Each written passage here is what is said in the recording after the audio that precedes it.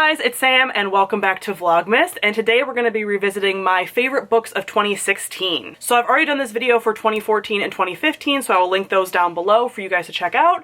And this year of 2016, I thought 2015 was a good reading year.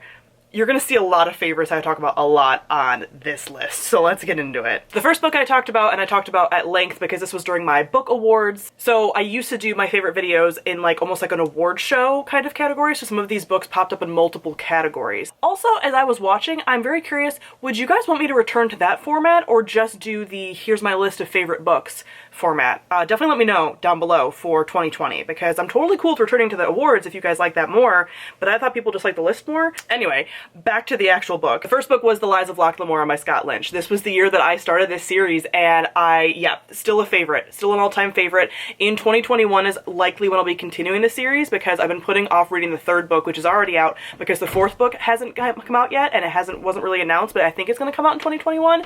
So I will be getting back into the series this year, but yes, this is an all-time favorite. World, writing, characters, everything. Then one of these books was mentioned in my 2015 video, but I mentioned again Six of Crows and Crooked Kingdom by Leigh Bardugo. These are both still favorites, but they're not favorites that sit in my feelings the same way as the Grisha trilogy does, and I talked about that in my other video for 2015. I still love these. I still love them deeply, but I would say I love Six of Crows more than Crooked Kingdom, and this is the one that came out that year, and yeah, like they just, I don't know, I just don't think about them as often, but they're still great. They're still in my favorites, but they're not like at the top of my favorites, you know what I mean? I then mentioned The Queen of the Tearling by Erica Johansson. Yes, this is still a favorite. Is this my favorite book of the series? This series is so random because in the first book, it's very much a fantasy series, and then from there, it sort of turns into like speculative fiction. I don't want to go into like why that is, but it's such an interesting, unique series and like genre that my dad's been watching a lot of Jeopardy, so now I want to be like, genre. R.I.P. Alex Trebek. But this first one is probably just my favorite for like feels and enjoyment of the series, but yeah, still definitely a favorite, and the whole series is a favorite. Then this is the first year that I read Truthwitch, as you guys know because I screech about the series all the time. This is my favorite YA fantasy series probably. I mean, the Grisha trilogy is probably like my favorite in my like heart, but like overall quality, story, characters, everything, it's probably Truthwitch, like this Witchland series. So yeah, Truthwitch is still so good and still doesn't get enough love. Like y'all, seriously, if you haven't read this series yet, if you haven't tried it, I know it's not for everybody, but if you haven't tried it, make that a goal for yourself in 2021. I'm begging you. I'm begging you. Just like, just do it. Just let me know if that's something you want to do. Like, just try it. Next, I read a ton of Sanderson in 2016. So I read the last two books in the first Mistborn trilogy, and I read Warbreaker, and these are all still high up there. I would say definitely Mistborn is like one of my favorite fantasy series of all time. Like Mistborn, yes, these two, great. Warbreaker, I still really like, but I wouldn't necessarily consider that a favorite. I'm not even sure if I would have really considered that a favorite for that year. Well, like, probably yes. But Warbreaker sits in my feelings less. I still think about it as like a Cosmere thing, and I will read the second book when it eventually comes out. When this first came out, it was just a standalone. Now there's going to be a second book eventually in his like grand scheme. But Mistborn, it's good. It's good. I love it. It's very good. So this was one of my favorite finales of all time. It, yeah, definitely sits firmly in my feelings. I love what it does with everything, pretty much.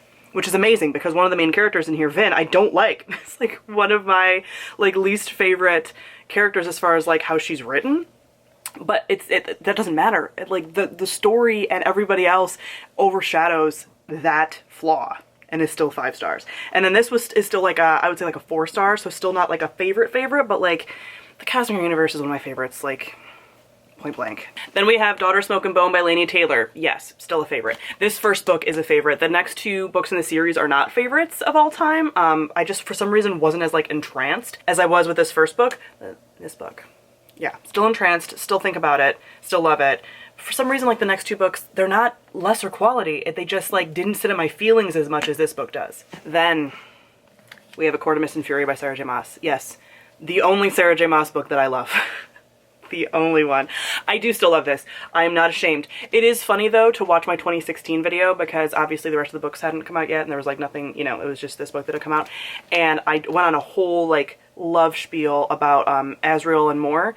And then Sarah J. Maas decided to make more be gay, which is fine, but I've talked about this before. I was like, that made no sense for the character. Not because it like ruined my ship, but I was like, you have, is her name Amryn? It's been a while since I've read these books. You have her right there, begging to be a lesbian.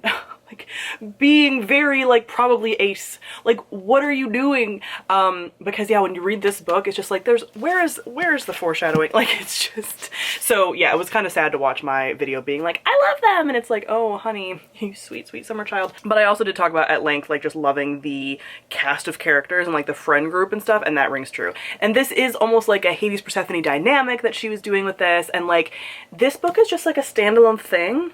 I love it. I do. I like it a lot. Like, but as part of the series, I'm like, no, not really. Like, I still will read the, like, coming books in the series. I think I mentioned that in a anticipated video for, like, the year. But, yeah, like, this, I still do like it. It's one of my favorite trash books. I then talked about This Savage Song by V.E. Schwab, well, Victoria Schwab, because that's what she writes under for YA.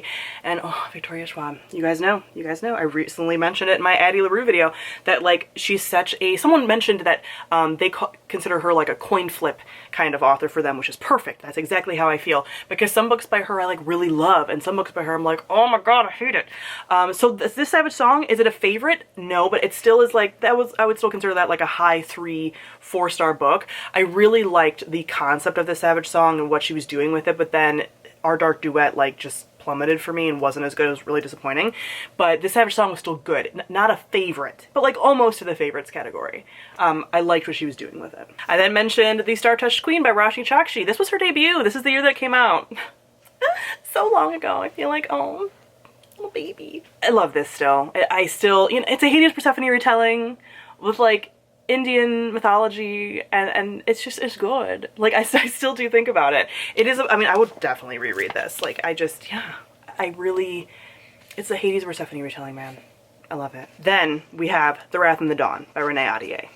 Yes, this is still a favorite. The second book is not a favorite. I don't even know if I mentioned the second book as being a favorite in that video, because I did read them back to back. This book is still fantastic.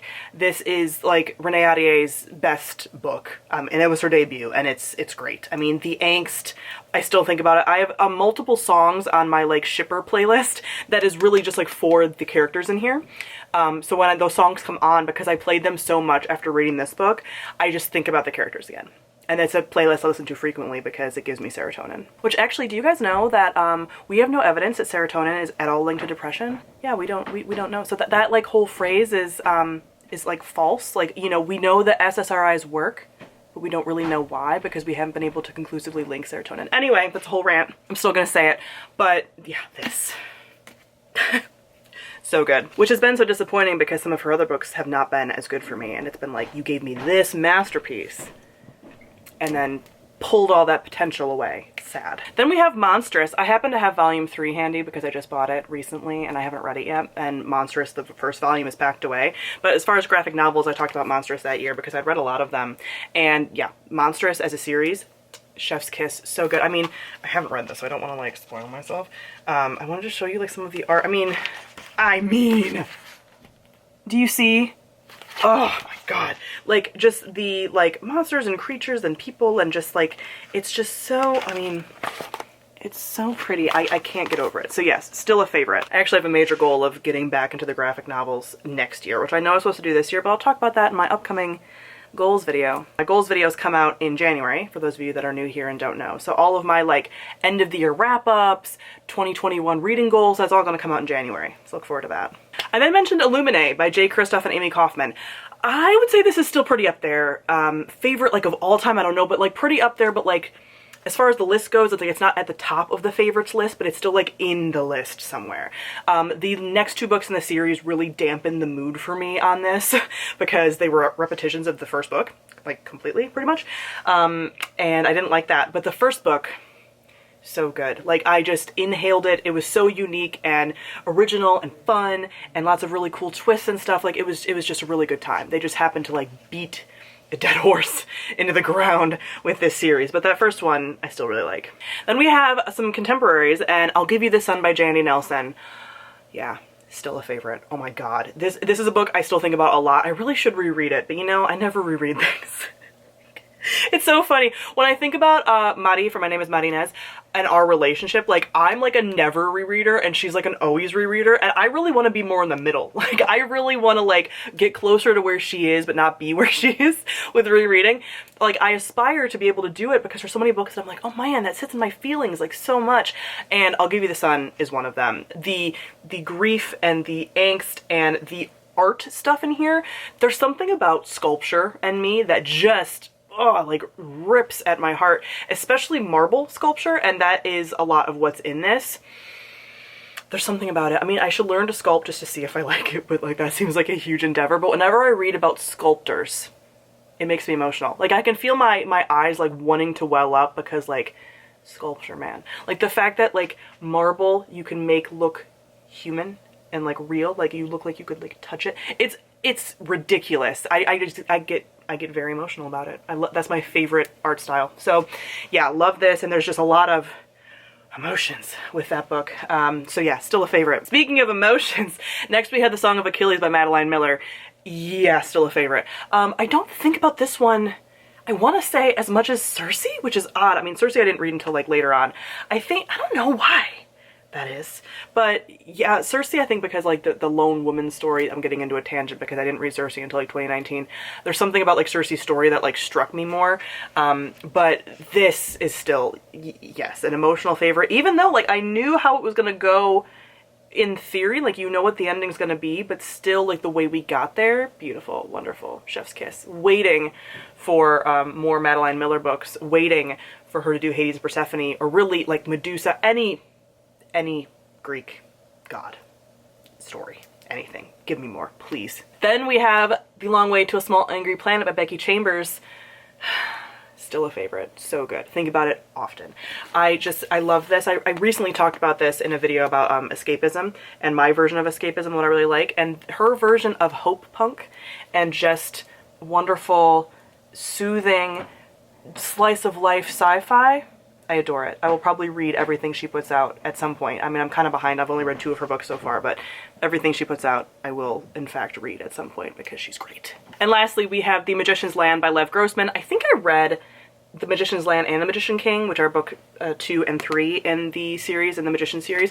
I love this series. One of my favorite fantasy series of all time. I love what he does with expectations and like fantasy expectations and nostalgia and tropes and all of that and how he twists it around. So good. Another series that I would love to reread, but the first book is such a slog. But it's so relevant to later books in the series. It's a masterpiece. I love it. And yeah, I still think about this often as well. Adore it. Oh, I miss them. Also, the audiobooks, really good. So that is it for my favorite books of 2016 and revisiting those. As you can see, I didn't want to tell you at the beginning and spoil it, those are all still favorites. Like, 2016 was an excellent reading year. Those are all still favorites. I mean, as we get closer to current times, like, my favorites will probably stay my favorites, generally speaking, throughout the years, but because it'll be just closer to my current taste. But yeah, 2016 was like a great reading year. I didn't realize how good it was. I really thought 2015 was gonna top it. No. 2016 was where it was at. So comment below, let me know your thoughts on my list and how it's like aged over time. And if you remember any of your favorites from 2016 and where they sit in your feelings currently. So thank you all for watching, and I'll see all of you guys soon. Bye.